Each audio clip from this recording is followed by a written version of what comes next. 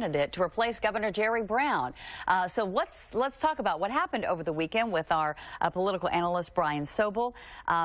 Quite a political surprise when it came to Senator Feinstein, right? Yes, I mean, after all her years of service in California, you would think you'd get that endorsement by the California Democrats, the party apparatus. She didn't get it. As a matter of fact, she didn't even get a percentage that was close to her opponent. So that's something to look at. What is the message here? Is it that the Democratic Party is rapidly moving to the more left?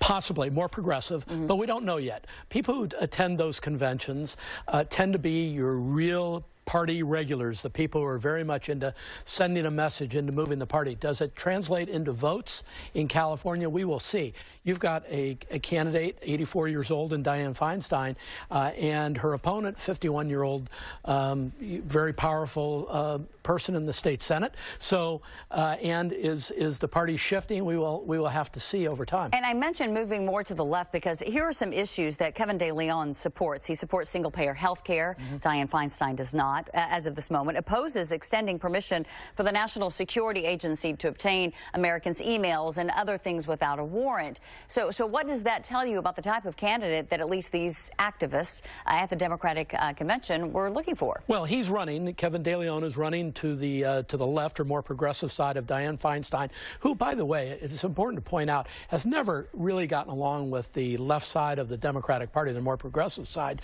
because she believes in a lot of these national security issues and that sort of thing.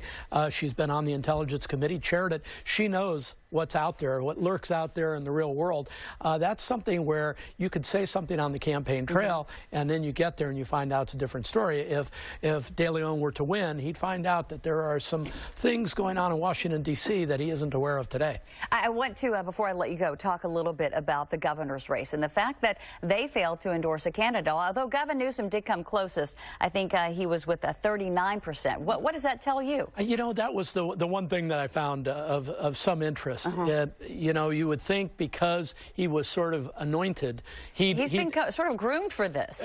Yes, but what it says is a whole lot of people aren't really into somebody 2 years in advance of an office being anointed before they have a chance to weigh in. And so I've been saying for a while that, yes, Gavin Newsom now is $17 or $18 million, leads everybody in the fundraising. He would be the odds-on favorite. You still can't say somebody else can't come up and nip him, and that's the problem with announcing so many years in advance. Yeah, and State Treasurer John Chung actually did pretty well at the convention in regards to the delegate count. Well, he has an interesting platform. We could talk about it sometime, but just different faces, different voices, other than Gavin Newsom, and some of these people have been around the party apparatus for a long time. I know we talked a little bit about activism. Before I let you go, though, these student activists taking on gun control. Do you think that legislation, there will actually be some movement in Washington on legislation? I think for the first time we're going to see some movement. Now, what happens is an incident happens, and people get all amped up about it, and then they kind of retreat to their previous positions.